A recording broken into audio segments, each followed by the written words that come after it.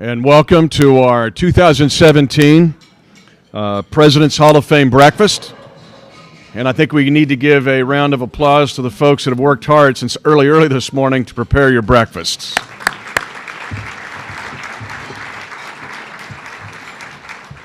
It was the 06-07 academic year when the Missouri Valley Conference and its 10-member institutions reached a very important milestone celebrating its centennial year. The Valley is the second oldest intercollegiate athletics conference in the nation. Only the Big Ten, established in 1896, was founded earlier than the Valley. In the ensuing 110 years, the Valley has been home to countless thousands of student athletes and coaches and who have taken part in athletic competition. Just think about its start, those meetings in Kansas City, as Dr. James Naismith, the inventor of the game of basketball, was one of the league's founding fathers. Charter member universities, the original 7, 1907, Mizzou, Iowa, Nebraska, Kansas, Drake, WashU of St. Louis, Ames Teachers College, now Iowa State. There have been 26 other institutions that have hailed from 13 different states in the Valley membership. This league has been home to Olympic champions. It has been home to team and individual national champions. It has been home to world champions in professional sports. And as you will see over the next several minutes, it has been the home of courageous pioneers breaking racial barriers when it was difficult to do so, and breaking gender barriers in the world of athletics when it was difficult to do so. This is a room full of heroes, and we honor a new class of heroes today. None of this success, however, would happen at the Valley Schools without the commitment and leadership of our President's Council. These are challenging times, but the Valley has survived 2 world wars. The Valley has survived the Great Depression. The Valley has survived budget cuts and recessions. It is a league of resiliency and resolve, and these presidents represent that. I would like to take just a moment this morning to introduce those who are in attendance from the universities, from the President's Council. Let's just hold our applause till I introduce everyone. Then I'll have them stand as I introduce you, and as I complete the introductions, then we can give them their applause that they so much deserve. From Bradley University, please welcome Gary Roberts. From Drake University, Earl Marty Martin. From Illinois State University, Dr. Larry Dietz and his wife Marlene. Please welcome from Indiana State University, Dr. Dan Bradley and his wife Cherie. From Loyola University Chicago, please welcome Dr. Joanne Rooney. From Missouri State University, President Cliff Smart and his wife Gail. From the University of Northern Iowa, please welcome Dr. Mark Nook and his wife Cheryl. From Southern Illinois University, Chancellor Brad Colwell and his wife Mary. Also from Southern Illinois is the system president, Randy Dunn. Those are our CEOs, institutional CEOs in attendance today. We thank them for their strong commitment to college athletics and to the Missouri Valley Conference.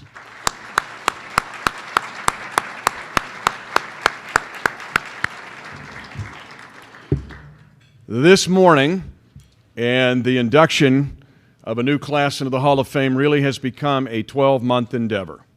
Through a nomination process, through a selection process, and a planning process, it has taken the work of many, many people to make this come together, and has become really one of the prominent conference halls of fame in all the United States.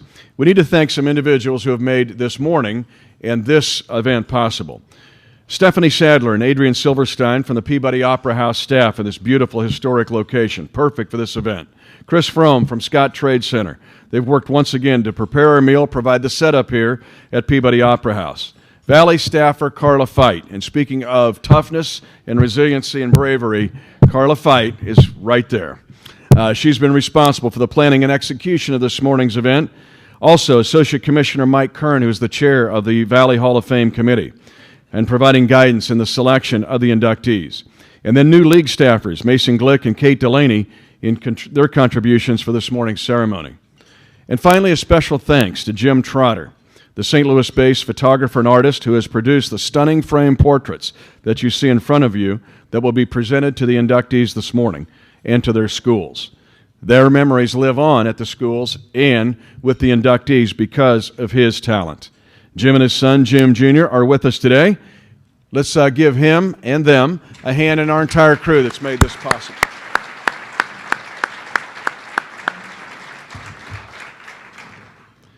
And now it's a distinct pleasure to introduce to you the commissioner of this league, who has been the commissioner since 1988.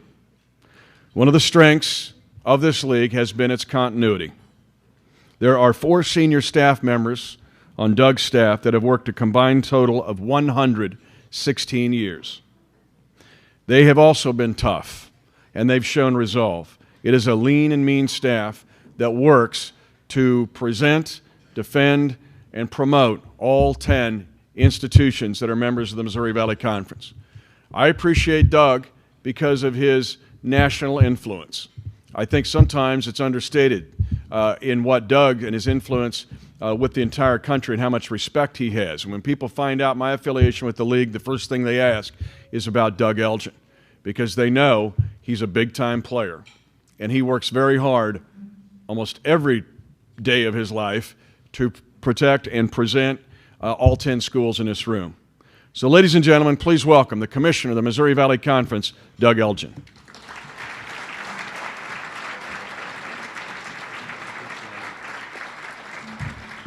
Wow. Good morning, everyone. It's certainly a pleasure to see everybody here this morning. This is probably my favorite event outside the basketball during the tournament weekend. On behalf of the President's Council and our 10-member institutions, I want to extend a warm welcome to our Hall of Fame honorees and to their families and friends who are here for this special ceremony. Our Hall of Fame activities have always been an important part of our tournament weekend. It gives us a chance to step back and appreciate the great tradition and history in this league.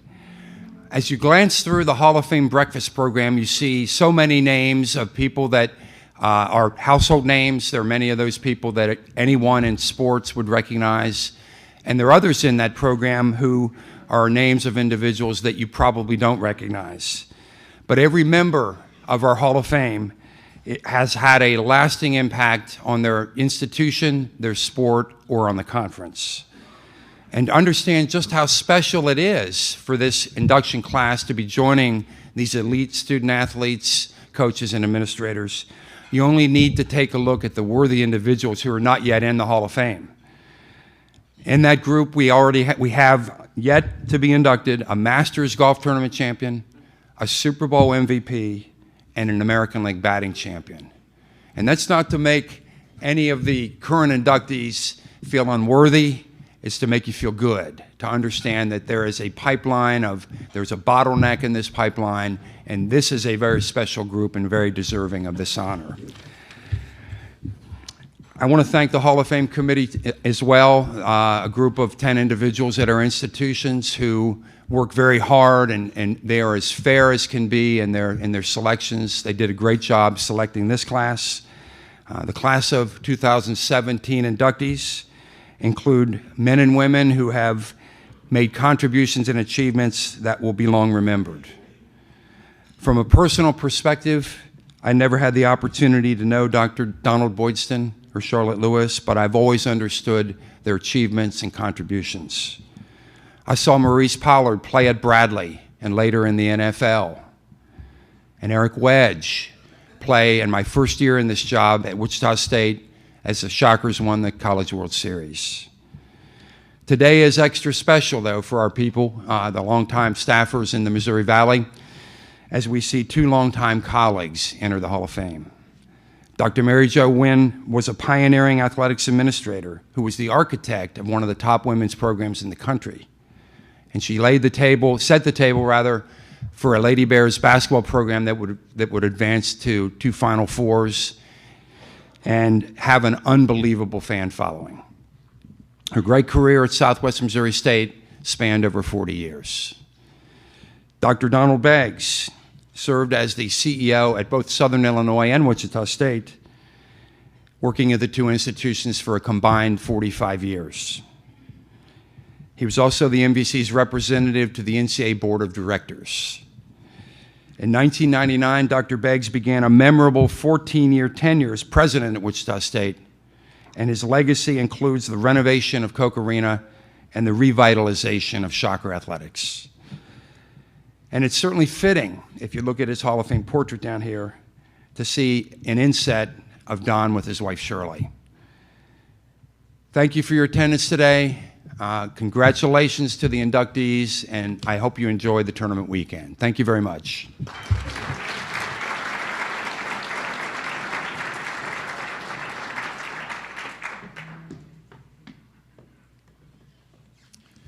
It's time now to start to induct our 2017 class into the Hall. And our first inductee basically puts Southern Illinois University on the athletic map.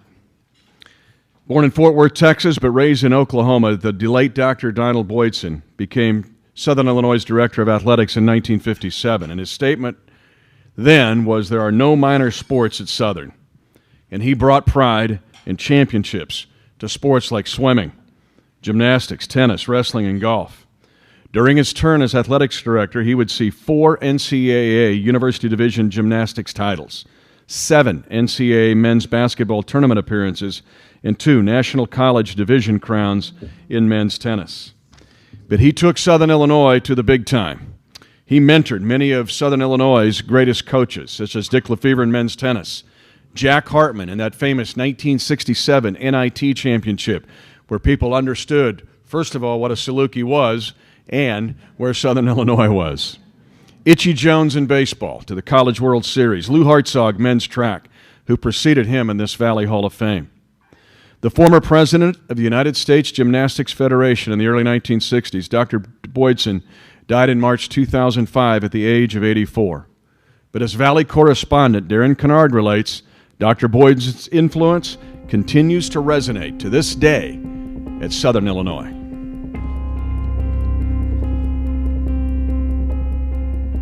Dr. Donald Boydson led a golden age of Saluki athletics in the 1960s. Boydson took over a struggling department in 1957 and brought in a brand new philosophy. Dr. B was a well-read man. He's very literate. He understood the landscape of intercollegiate athletics probably like few other people at that time did. And as a consequence, he didn't see sports as minor. 3 years later, beginning in 1960, 61, 62, SIU won 9 of 10 conference championships all 3 years. That philosophy paid off as the 10-sport program at Southern put together a .714 winning percentage in Boydston's tenure that ended in 1971. Not only did the wins pile up, but so did the championships.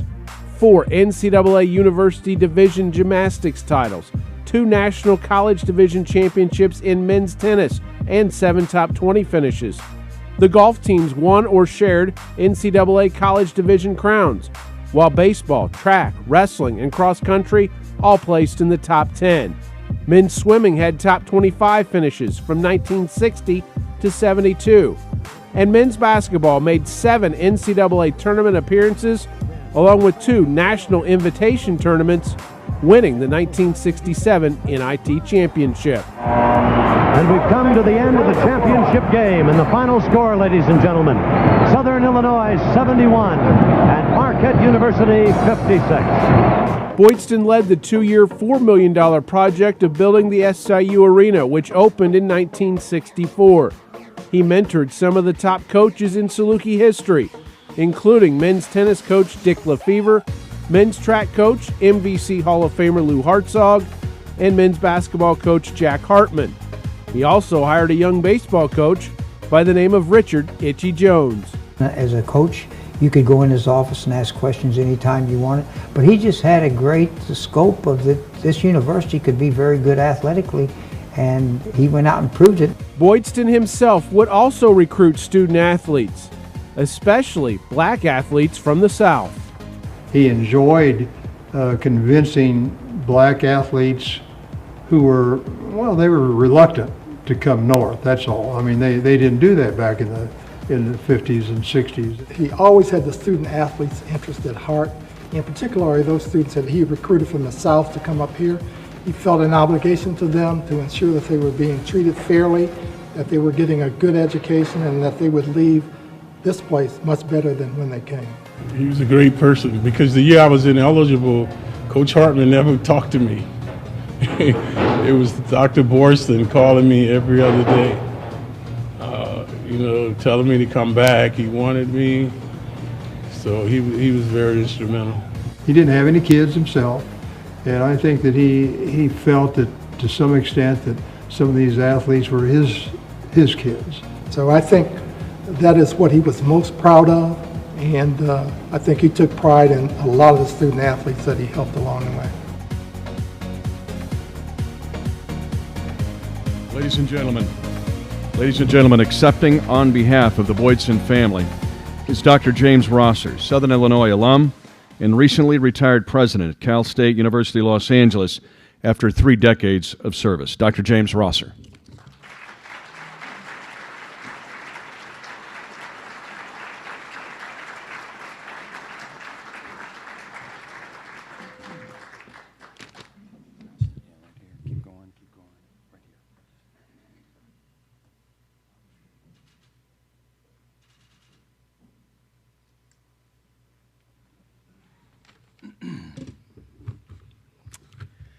Good morning. It is a signal honor to have been asked to participate in this induction ceremony representing Dr. Donald N. Doc Boydson. He was my athletic director, my department chair for my doctoral degree, and a lifelong friend and colleague. I'm also pleased to participate this morning because a former classmate, doctoral dissertation committee member, personal friend and colleague, President Don Beggs, is also being inducted today. He worked in the registrar's office at Southern Illinois University when Dr. Bardo and I were undergraduates, and we've known Don and gotten to love him because we got the classes that we needed. Dr. Boyston played a major role when I transferred to Southern Illinois University, and in my subsequent success as a student athlete, as an undergraduate and graduate student, and in my career. He was forever there from 1957 through his passing. He had high expectations and high standards for student athletes, and he was a supportive, visible, and vocal role model for the successes that we achieved. While competing well and winning were important, how we participated and the manner in which we represented ourselves and the university were just as important. He inspired us to be self-confident, respectful, and responsible. Moreover, he fostered an environment at SIU, Carbondale, that forged relationships that remain strong even to this day. And among an unusually diverse student athletes group, both international, female, and male. Dr. Boyson was a superb professor, academic and athletics administrator, and SIU Carbondale's distinction grew dramatically during his tenure as both athletic director and chair of the Department of Health Education. His intellect, his vision, his values, his integrity, his passion, and his courage were transformative at a historically white university that at that time enrolled one of the largest, if not the largest, resident black student population in the United States. Deservedly, he is being honored today for his lifetime achievement in athletics. What is less known, and perhaps more important, was his prescience with regard to underserved student athletes with a thirst for learning who would become greater citizens of this nation and major contributors to their chosen endeavors. A Bill Norwood, a Houston Antoine, a Carver Shannon. Indeed, he was an extraordinary recruiter and an invaluable university resource. Long before it became fashionable at public colleges and universities, he championed student-athlete learning achievement and graduation as hallmarks of athletic program excellence, with an emphasis on underserved student-athletes. He knew that access without success, opportunity without support, and diversity without excellence were false promises. For him, an effective education was critical for individual and social empowerment. A great many of us from diverse backgrounds continue to be inspired by and thankful for his life legacy. Accordingly, he will forever be an example of what it means to be a Saluki. Thank you for the opportunity to accept this recognition on behalf of the Boydston and Saluki families.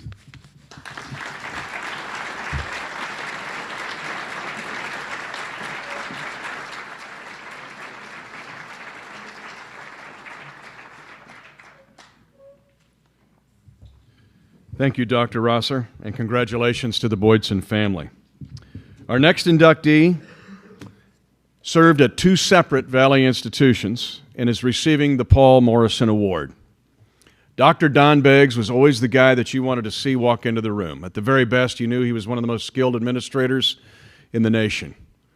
And at the least, you knew he was like the uncle bringing potato salad that you wanted to see at the family picnic. The Morrison Award is one of the most prestigious awards to be given by this league. It is to honor those individuals who have made significant contributions to their respective league member institutions, the Valley or intercollegiate athletics in general. Dr. Beggs retired in 2012 as president of Wichita State University after nearly 14 years of service. From 1966 to 1999, Beggs spent more than 30 years at Southern Illinois, working his final 2 years as chancellor on the Carbondale campus. Dr. Beggs served the 2 league schools for a combined 45 years. He is the only person in the league in at least 30 years to have held the CEO position at 2 different Valley schools. Don served as chair of the Valley President's Council and also represented the Valley on the prestigious NCAA Board of Directors. He was a strong advocate for the conference's student athletes and showed a commitment to supporting competitive athletics. He knew at both of his places that the strength of his school and the strength of the league were important and that those all worked hand in hand in cooperation. As Valley correspondent Will Kunkel shares, Don is one of the most loved and respected fixtures in Valley athletics history, who not only contributed to his alma mater at Southern Illinois, but also increased the national profile for Wichita State in so many ways. Ladies and gentlemen, take a look at the video from Will Kunkel. Dr. Don Beggs served the Missouri Valley Conference for a combined 45 years, most notably as Chancellor at Southern Illinois and President at Wichita State. He enters the Valley Hall of Fame as the 2017 Paul Morrison Award recipient. He also served as chair of the MVC President's Council and represented the conference on the prestigious NCAA Board of Directors. But it's his personal touch that people remember today. Donald Beggs was maybe the most genuine human being I've ever met in my life, and you got to throw in Shirley too. They were teammates, but just to have him as a leader on campus, he was so real, so personal. Don and Shirley Beggs are just wonderful people who everyone liked and everyone gravitated toward, and I think that they just brought a lot of positive energy into the university, and that led to greater contributions not only in athletics but in other areas of the university. Beggs is credited with increasing the national profile of Wichita State, in particular the renovation of the now Charles for us, and we were a leader within the Valley of making those significant investments. Beggs was a strong advocate for the conference's student athletes and showed a commitment to supporting competitive athletics. If you thought of anybody who cared more, believed more in the values and what Missouri Valley Conference is for student athlete experiences and for sports, It was Don Beggs. It was about how do we make the Missouri Valley Conference that premier conference for student athletes to compete at the very highest level. He didn't look at just the big picture, what are you doing for my school? Don Beggs always addressed each coach, each assistant coach, each player in a personal manner, in a personal relationship. And I think that translated to an athletic department that really strived for success. Of course, it helps when you're a born sports fan. One of the things I remember, because he's going into an athletic Hall of Fame, is the first time I ever met him. He talked about, as a kid, seeing Warren Spahn pitch in St. Louis for the Braves and how he'd hide the ball in his windup. And it was obviously a big sports fan, but I think he had a great perspective on the importance of athletics to universities, that while they shouldn't be overemphasized, that athletics are something that everyone can rally around. Dr. Don Beggs, Missouri Valley Conference Hall of Fame. Ladies and gentlemen, a man whose heart is as big as his resume, Dr. Don Beggs.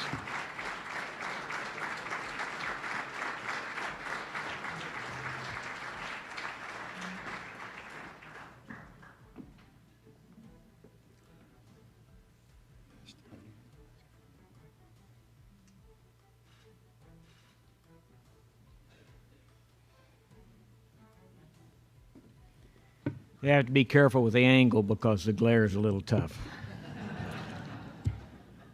First of all, I'd like to congratulate the other inductees. From my experience as a person with a lot of words and a lot of talking, when I got the call in terms of receiving the award, all I could do was think of the two words, thank you. And it was bewildering to me until now. I've had so many stories that I want to tell. I can't tell them all in the time limit that I have. And Rosser didn't give me any of his time, so you have to understand, I want to congratulate the Valley for getting Rosser to stay within his time limit. I'd also like to mention some situations in terms of their members already in the Hall of Fame that I have the privilege of knowing, and two of them are my neighbors, Jill Hutchinson and Linda Herman. And when Linda came into this group, she caught me off guard and made a smart remark to me, and I told her I'd get even today. And from my perspective, they were people that I respected as opposing coaches, but since I've learned to live in the neighborhood with them, I know they're really special people, and it's a privilege to be a part of that group. I'd also like to comment on the Paul Morrison Award. I didn't know that much about Paul Morrison until we started coming to the events here and got to meet him here at the opportunities, and he's still living today. And what's so nice about this is the two previous recipients of the Paul Morrison Award are here, and Marty Perline, who was at Wichita State as the faculty rep, and Harold Bardo, who was last year's recipient. I have to tell you, those two are very special men, but when we got to talking about Paul Morrison, he will celebrate his 100th birthday this July. And Drake, in the Year of the Fan that they're experiencing this year, are honoring him. And so it's a compliment to be included in the same sentence with Paul Morrison, let alone anything else. I'd also like to thank the selection committee. Again, I knew nothing about this, and it was a total surprise, and I very much appreciate it. From the very beginning, I've really appreciated the work of Jim Trotter, but it's even more special to me because, as Doug mentioned, you have Shirley's picture in the portrait, and those of you who know us know that we like to do things together. And after 54 years of marriage, she's about got me straightened out. I deserve that too, okay? In 2000, the Missouri Valley Council presidents selected me to be their representative to a 4-year term on the NCAA Board of Directors. And that was a tremendous learning experience for me in terms of understanding what we have in the Valley, but also understanding the behavior of other conferences. And folks, I'll take our behavior any day. From my standpoint, I probably talked more than I was supposed to, but I learned a lot. And I learned about what is the intent of the NCAA and whether it gets accomplished or not. But I had the opportunity to work with the staff of the Valley. And when I attended the NCAA meetings, I got to take the presentation of the Missouri Valley Conference there. And I took advantage of that. And I still think it's to my advantage for being there. I learned what is expected and what is the purpose. I had no idea, for example, the NCAA was formed to do national championships. And the rest of us try to get even on the same court or on the same field. Look what it's come into now, what we're trying to deal with. In 2000, the Knight Commission was critical of presidents for not being involved in athletics. And I got to be a part of a group that decided we were going to be involved in athletics. I can't say that it's any better, but we got involved. That's interesting. I didn't plan on that being humorous. So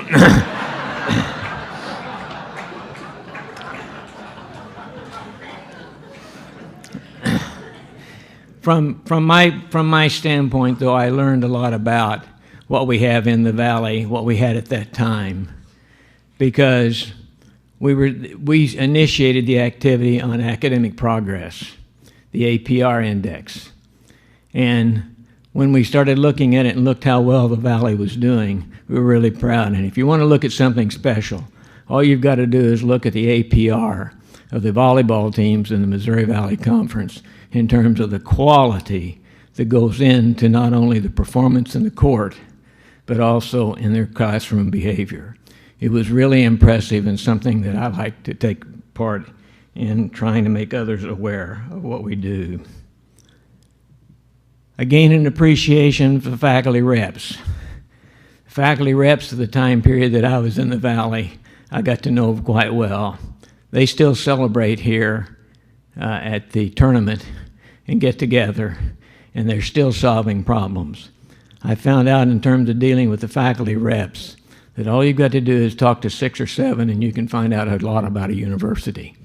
They look at it in a very different way, very committed. And I'm excited because today the faculty reps continue that activity. I have the privilege of having a daughter-in-law who is Illinois State's faculty rep, Jerry Mullins-Beggs.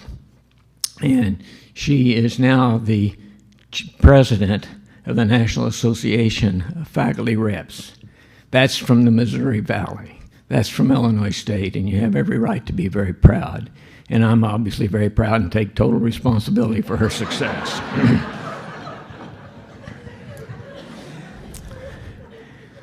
I also found an important part in terms of Jim talked about diversity, of the strength of the senior women administrators in our Valley. I had the opportunity in those 4 years to get to interact with them in a leadership role. And I found a very positive part that when we look at the Valley and the maturation of the Valley, it took place with those individuals in their leadership roles. And it's something I would not have understood if I had not seen how it didn't work in other conferences. What else can I say about the coaches that we have in the Valley? They have a long history of being successful. And I can't imagine being in a profession where it's expected when the national championships, you're going to lose your last game unless you're the champion. And you get judged by your won and lost record. More power to you, because I sure can't do that.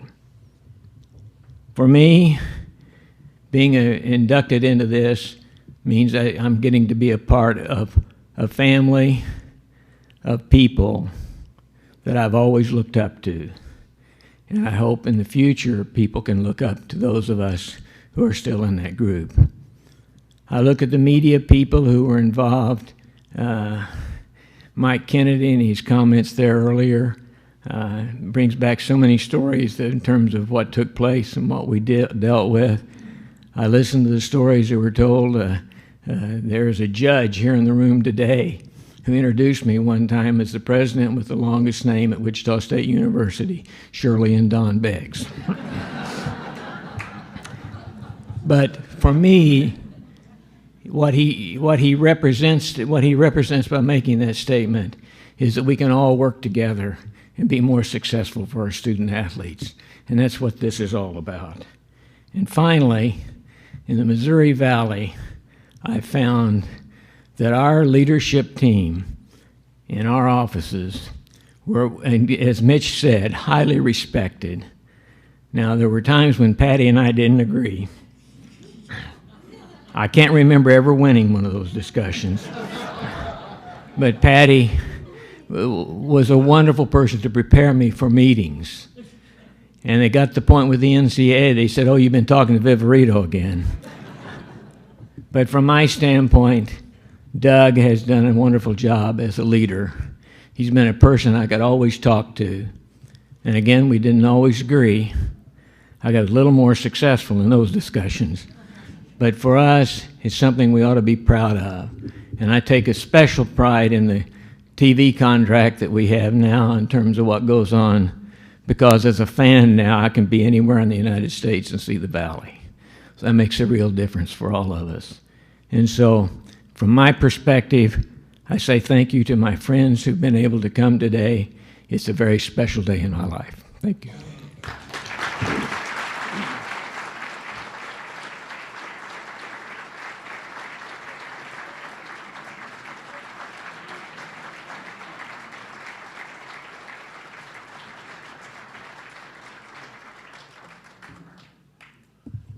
The man's a treasure. Just bring the potato salad.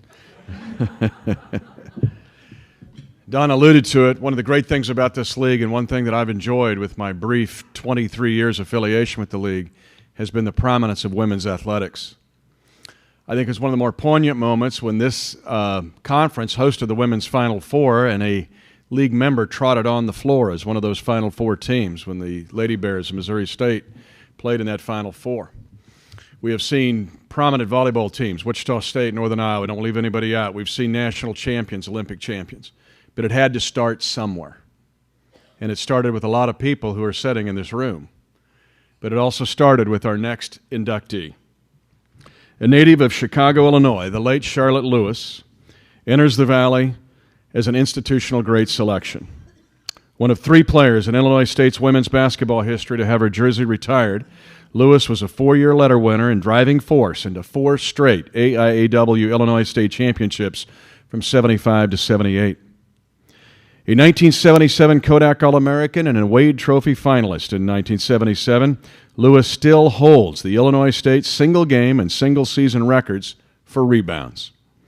A member of 3 international basketball teams, she competed for the 1976 USA Olympic team, the first year women's basketball was part of the Olympics, and took the silver medal in Montreal.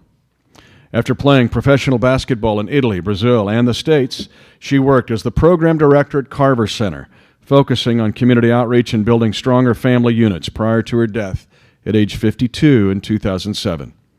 As Valley correspondent Kurt Pegler portrays, Lewis's influence was prominent, both on and off the court, as a true pioneer.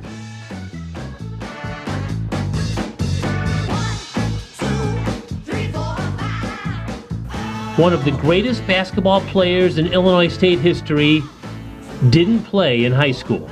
She learned her basketball in the playgrounds in the projects of Peoria, playing with the guys, and never played a stick of organized basketball until she came to Illinois State.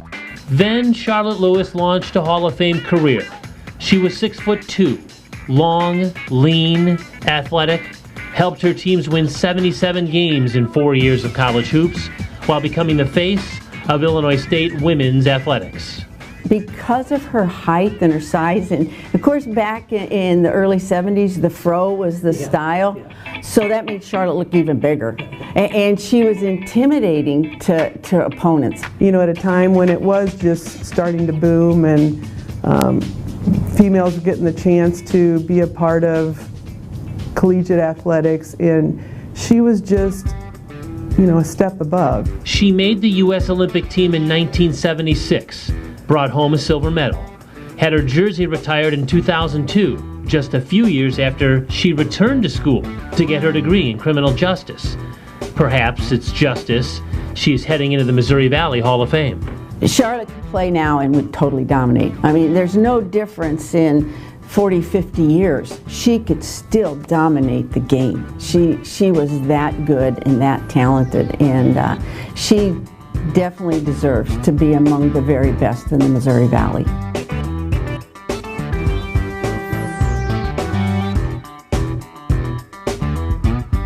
Accepting on behalf of the Lewis family is Liz Lewis.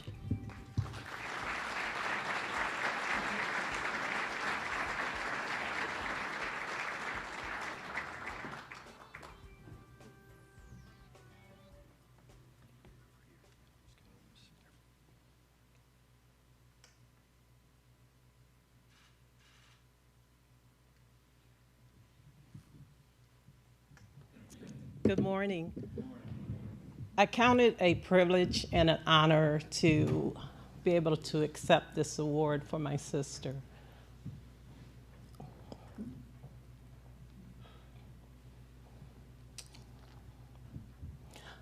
I'm sorry, I said I wasn't going to do this. Charlotte was well known for basketball.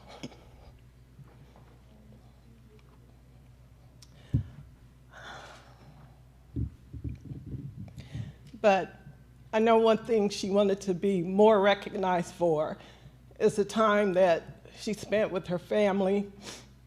And when she came back home from the Olympics and Brazil, she went right to the Carver Center because she believed in giving back to and giving the opportunity to people who were not so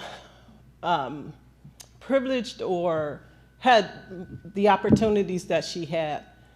And I really appreciate Coach Jill Hutchison for pouring into Charlotte, and everything that was poured into Charlotte, she gave back and more. She spent countless hours, and I remember times when she wasn't even feeling well physically. She made sure that any obligation that she was committed to, that she definitely fulfilled those obligations. Charlotte is deeply missed, not only with her family, but within the community from which she came. And again, of course, I dearly miss her, but I just want to say thank you very much for the recognition. And thank you again, Coach Hutchison, for the love that you gave her when she was away from home. She always wanted to rush back home because she did miss her family and friends. And of course she missed me because I was the one who taught her everything she knew about basketball.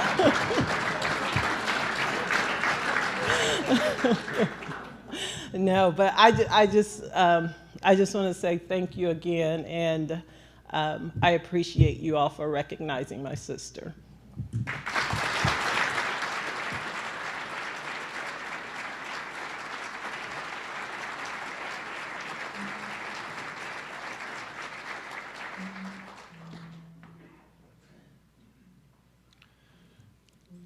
Our next inductee knows a thing or two when it comes to about making a difference and being a pioneer and paving the way. Dr. Mary Jo Wynn enters the Valley Hall of Fame as an honoree in the Valley's Lifetime Achievement category. The backbone of one of the most progressive and successful women's athletic programs in the country. Wynn was Missouri State's first director of women's athletics and spent over 4 decades teaching, coaching, and handling administration during her innovative career. During her tenure as athletics administrator at Missouri State, women's teams experienced success in every sport. NCAA team appearances in basketball, softball, soccer, volleyball, golf, tennis, and numerous NCAA qualifications. During Dr. Wynn's watch, Missouri State won a national title in softball in 1974, a national title in field hockey in 1979, and as mentioned, appeared in the 2001 Final Four and also the 1992 Final Four in women's basketball. Imagine the challenges that Dr. Wynn had budget-wise. I know budgets are challenged, but think about all those shoes that she had to buy for Cheryl Burnett, who stomped the floor and destroyed pairs of shoes, and then ruined basketball floors that Dr. Wynn had to go finance. Today, Dr. Wynn will join four of her proteges, Melody Howard, Jackie Stiles, and the aforementioned Cheryl Burnett in women's basketball and Linda Dollar in volleyball in this conference's Hall of Fame. As Valley correspondent Dan Lucy explains, Dr. Mary Jo Wynn helped change the history at her alma mater, helping put Missouri State University on the map in Division I women's athletics.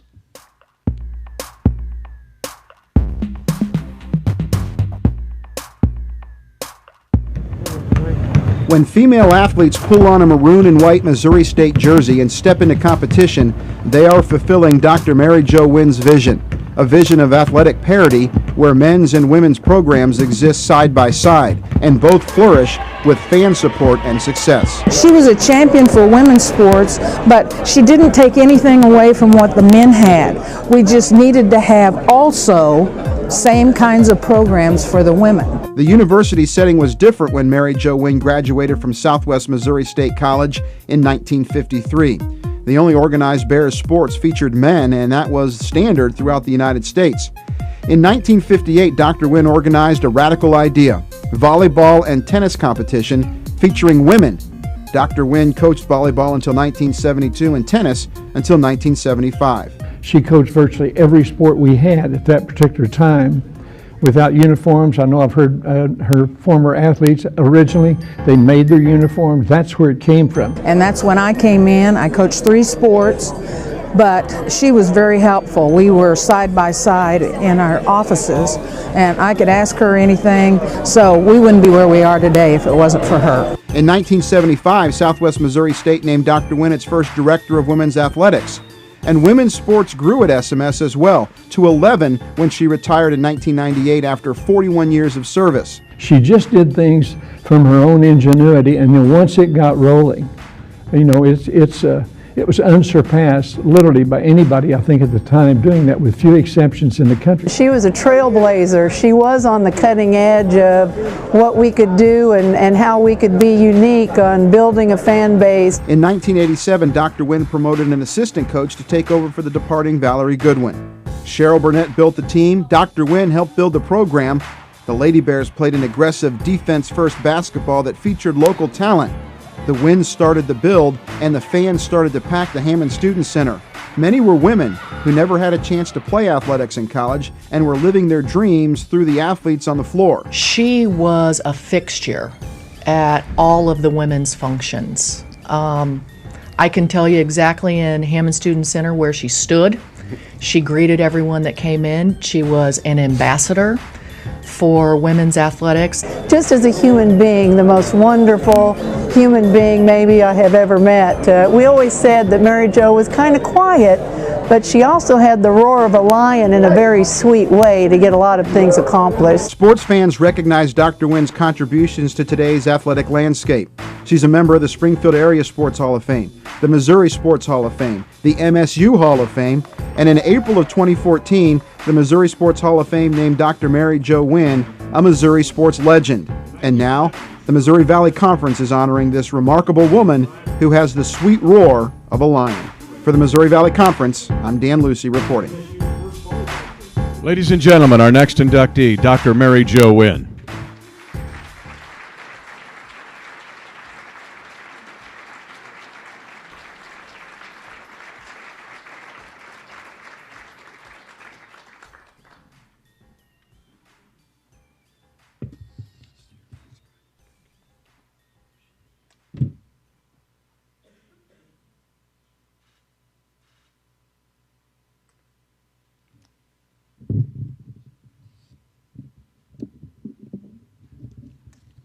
I almost don't recognize who they were talking about.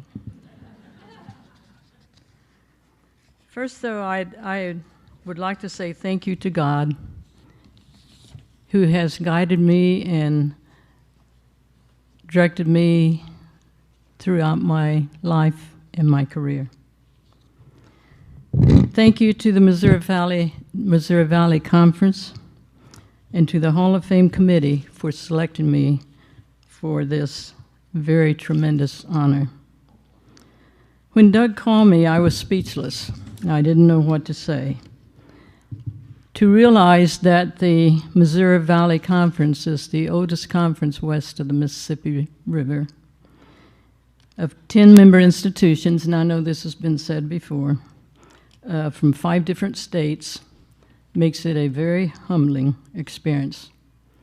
I am honored, I'm grateful, and very special honor to be given to me. Thank you so much. I want to congratulate the other honorees. To be among you is an honor. Thank you to my 2 nieces, Cindy and Allison, for being here. That means a lot to me. Thank you.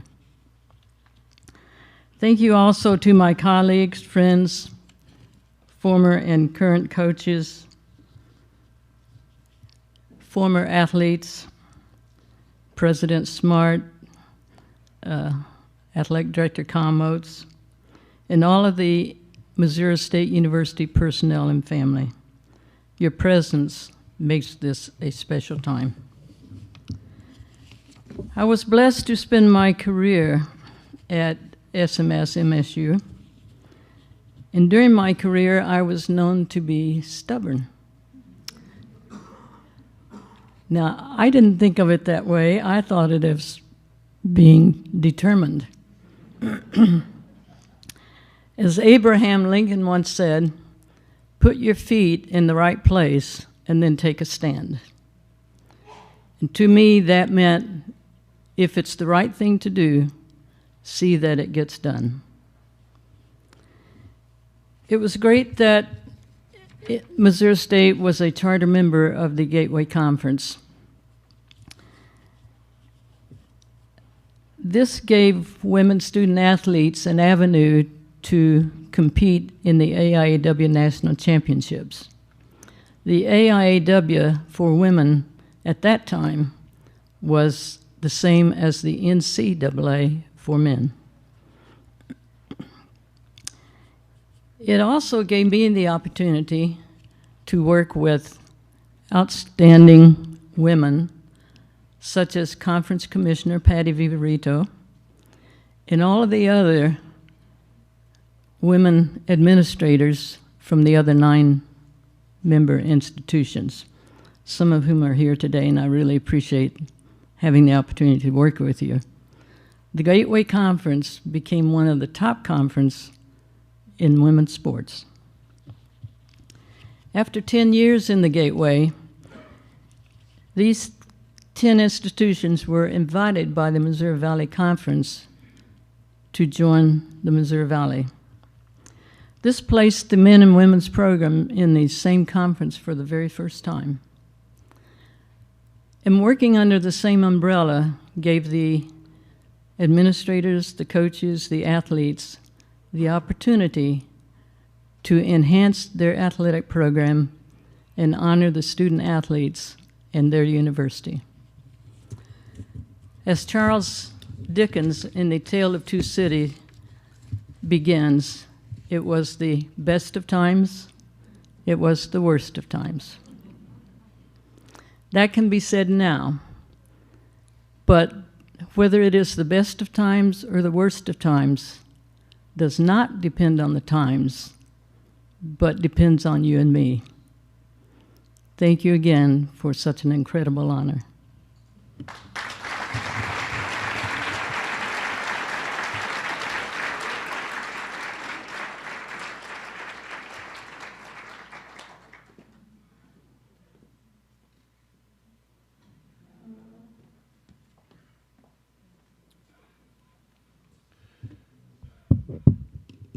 Our next inductee is special because in 110-year history of this conference, there are single moments that last forever. And this next inductee is part of a single moment, a picture, if you will, that I know is in the souls of everybody that's been involved with Wichita State University. Mike Kennedy is back here in the audience today. He got to call that moment. But that moment was when Eric Wedge was standing there and holding basically, seemingly, the entire Wichita State University baseball team in his arms as Wichita State won the national championship in the College World Series. A native of Fort Wayne, Indiana, Eric Wedge enters the Hall of Fame as just the 7th to be honored in the sport of baseball. His collegiate career at Wichita State spanned from '87 to '89. A phenomenal catcher. He was the driving force behind the Shockers' 1989 College World Series national championship, earning first-team All-America honors and the Joe Carter Award given to the league's Player of the Year. Following that season, he was the 83rd player taken in the Major League Draft by the Boston Red Sox. Played 4 seasons in the major leagues with Boston and Colorado Rockies. A 2-time All-Valley choice, Wedge is a member of the league's All-Centennial baseball team. In his 3 seasons with the Shocks, he played in 3 NCAA tournaments and 2 College World Series. They were close to win it another time. The 2007 American League Manager of the Year, he guided the Cleveland Indians from 2003 to 2009 and became manager of the Mariners in 2011. He is currently a player development advisor with the Toronto Blue Jays and has 1 foot out the door already to get back to spring training. But he's blessing us with his presence here today and blessed us with his time as a player in both the Valley at Wichita State and in the big leagues and as a big league manager. As Valley correspondent Will Kunkel relates, Wichita State was able to drive its Wedge into a national title, and Eric Wedge will always be part of one of the most famous single moments in this conference's history. The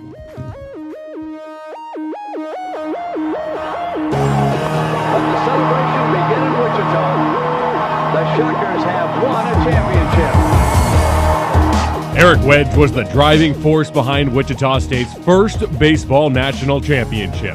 After hitting .380 with 23 home runs and 99 RBIs, he was first-team All-America and MVC Joe Carter Player of the Year. He also earned a spot in the All-College World Series team. But it was Wedge's attitude that kept the Shockers alive when they were nearly knocked out over and over during that magical run. His leadership all along the way. I mean, we faced elimination in 1989, 7 straight games where we one loss, we were eliminated.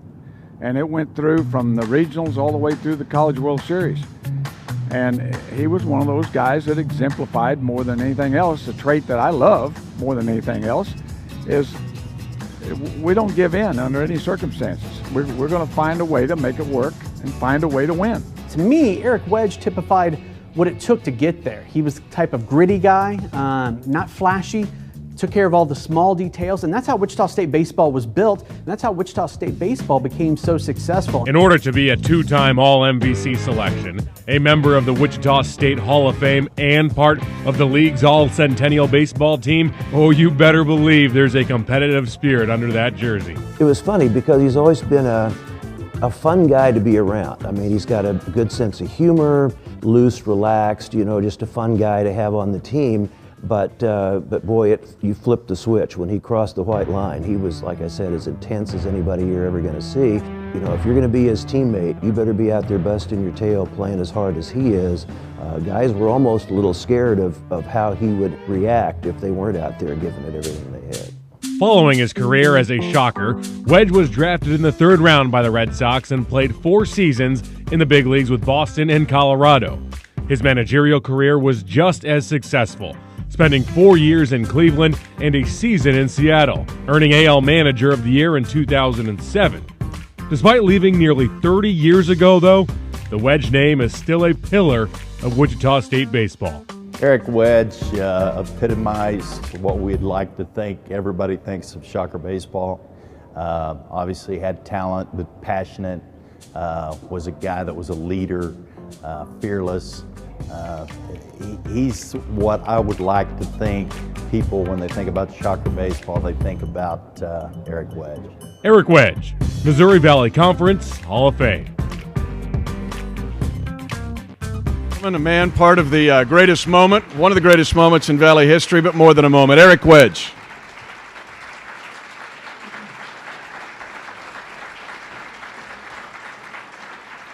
Thanks, Eric. A little picture time here.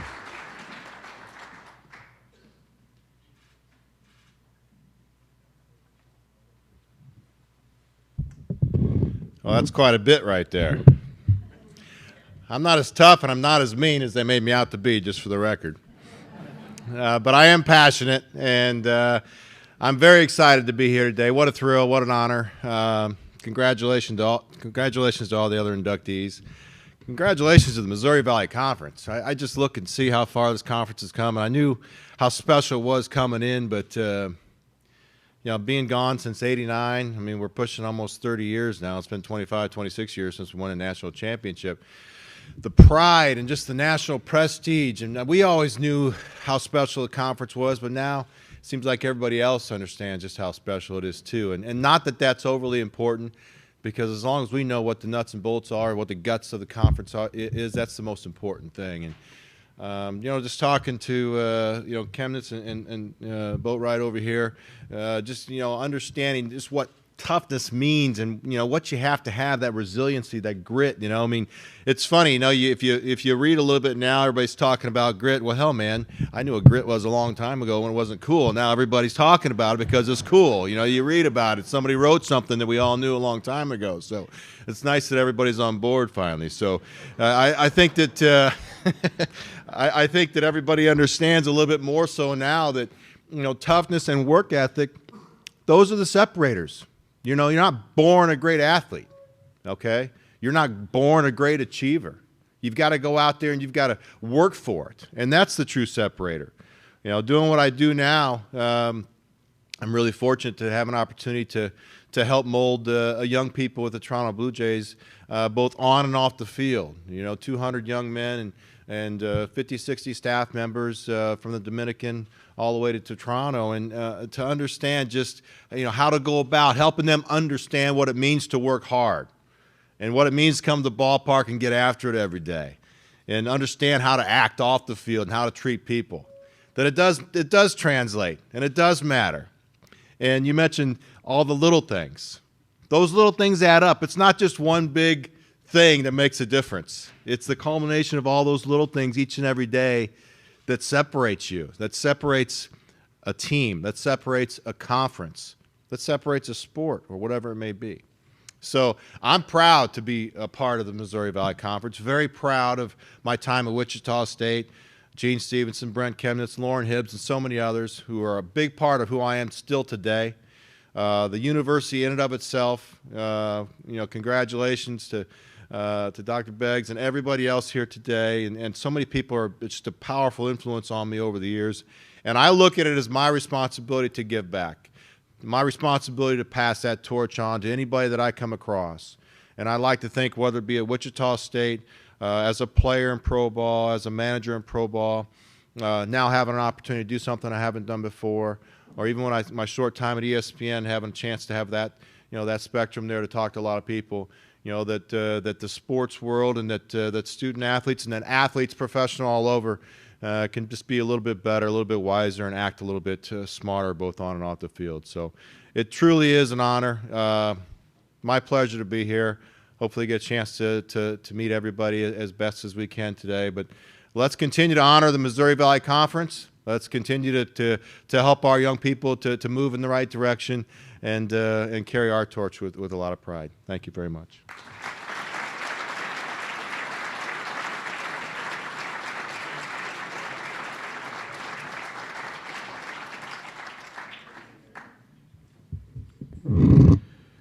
And our final inductee is a native of Lynette, Alabama. And I talk about pioneers. Some are obvious. Some are more subtle. Let me tell you about Marcus Pollard. Tony Gonzalez, in my other life, I'm the voice of the Kansas City Chiefs. We had a tight end named Tony Gonzalez that played basketball at Cal. Played tight end for us. He'll be in the Pro Football Hall of Fame. There's a dude named Antonio Gates, plays for the San Diego Chargers. He played basketball at Kent State, and will be in the Hall of Fame. Jimmy Graham, tight end for the Seahawks, played basketball at Miami of Florida. He's one of the best tight ends in the National Football League. We have a tight end with us now, Demetrius Harris. Never played college football. He went to the University of Wisconsin-Milwaukee that doesn't have football. We got knocked out of the playoffs a couple times by Marcus Pollard and the Colts. And people would say, he's from Bradley. How good's their team?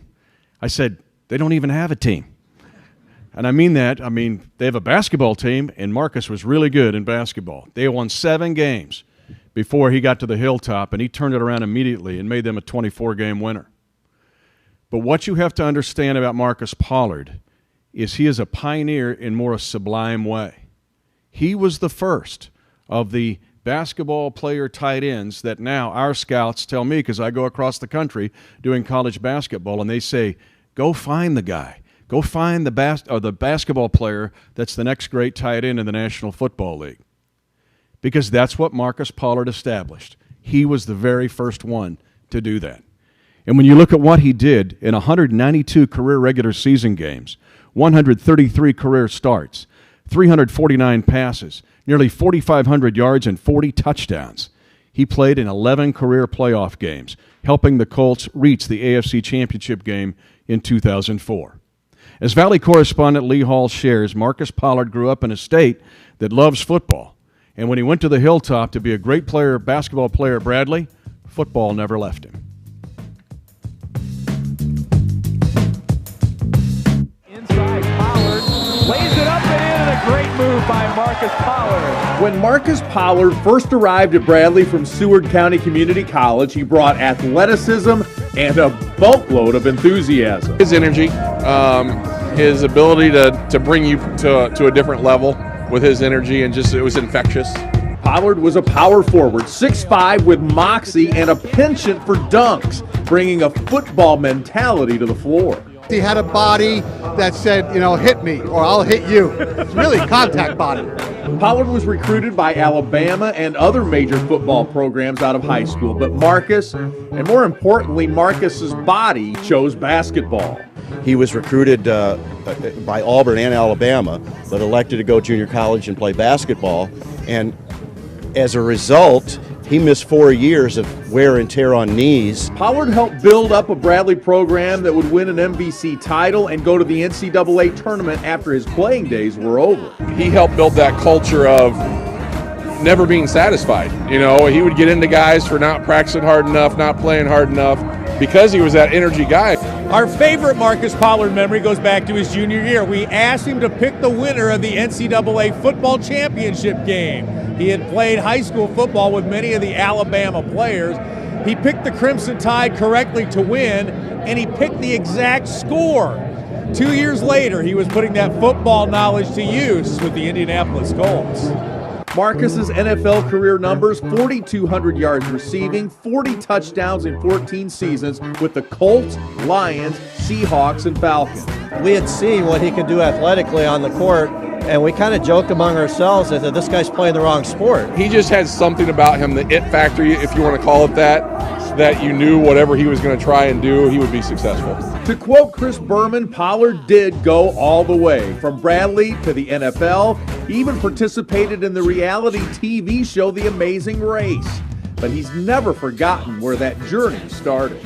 Bradley will always be one of those homes for him, and he'll always be one of our sons.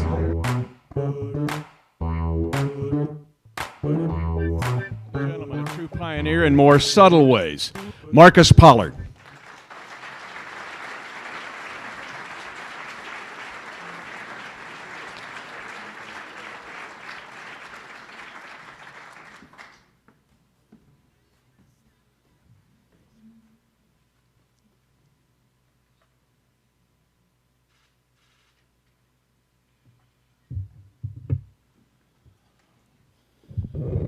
All I can say is wow. I'm elated to be here. I really think Eric should have gone last since he was a baseball player. He should have backed clean up so I can take this pressure off me from going last. But I want to thank the committee for this honor. I want to thank the presidents and the athletic directors in the audience. First of all, I'd like to give honor to God because without God, I wouldn't be anything.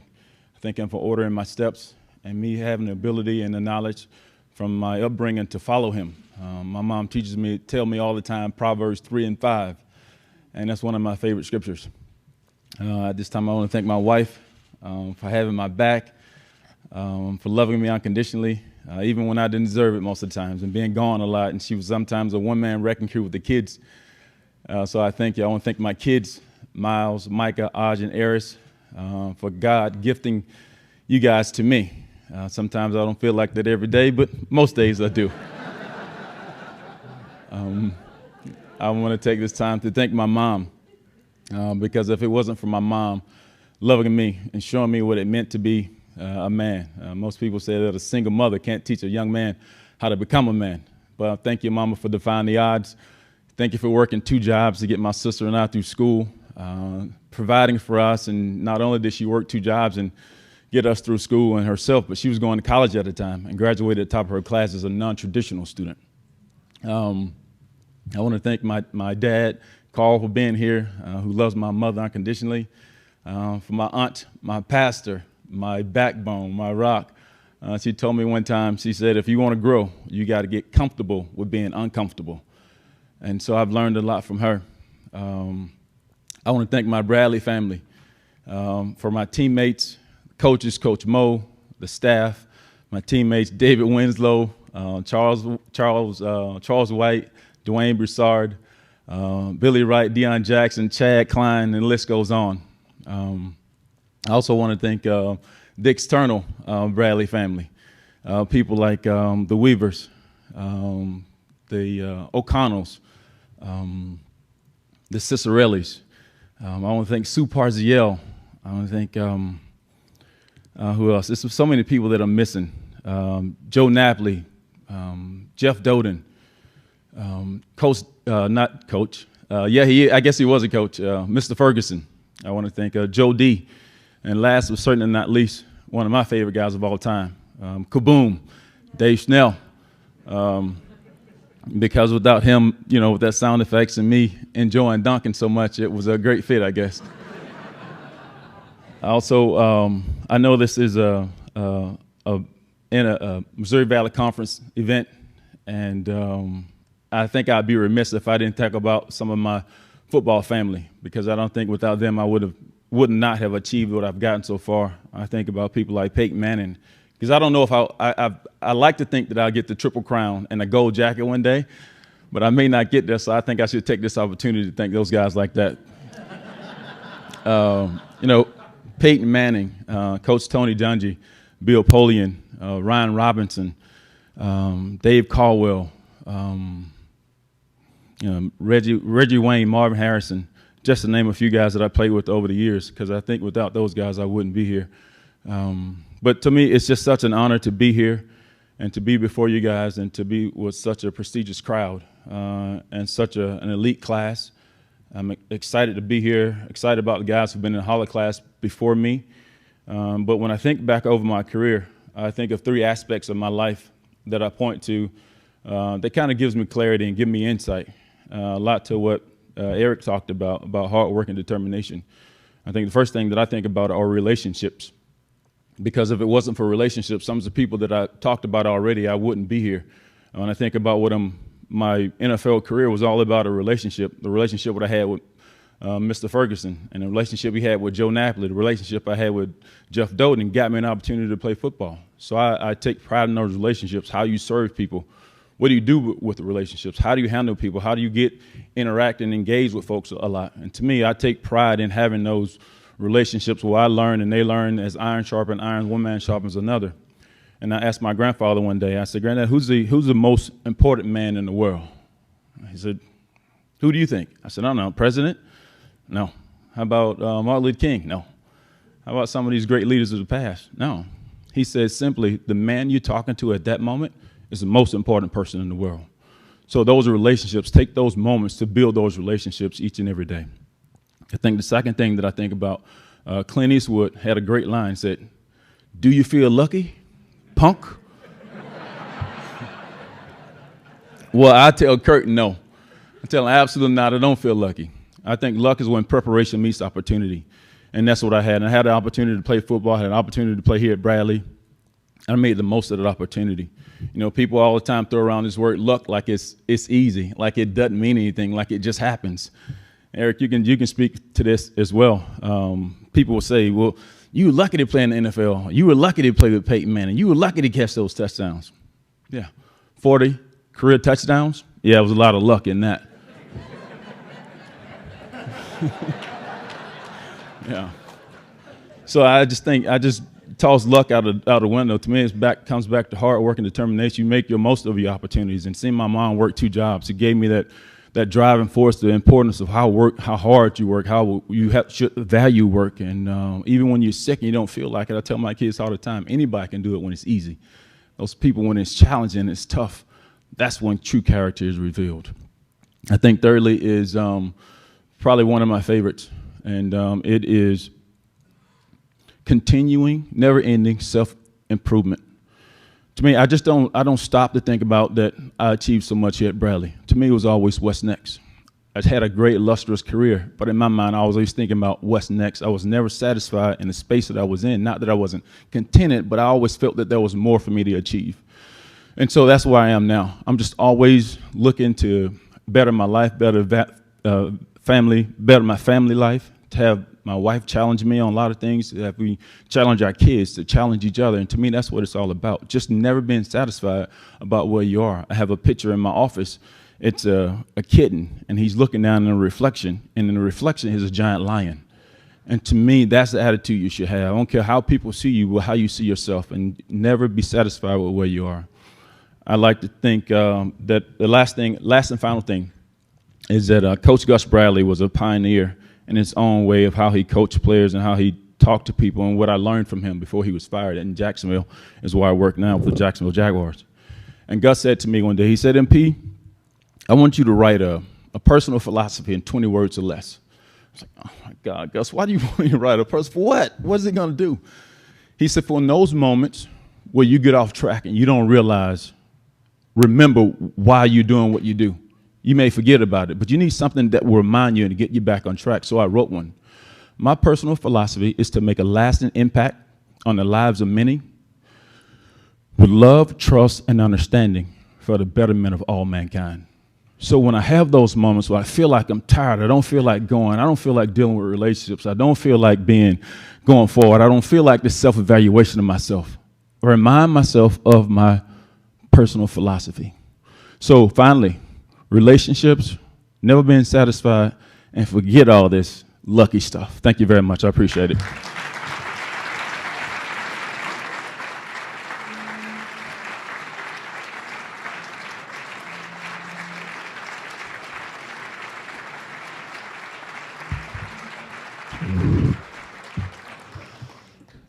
Let's give another round of applause to our 2017 class.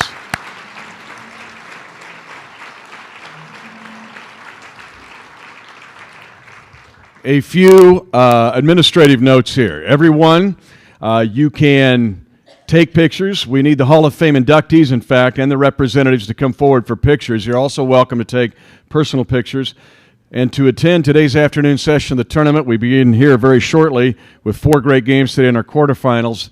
Here's a very important item. You need to depart the Peabody Opera House and enter Scott Trade Center with your game tickets. So it's a little out and then come in.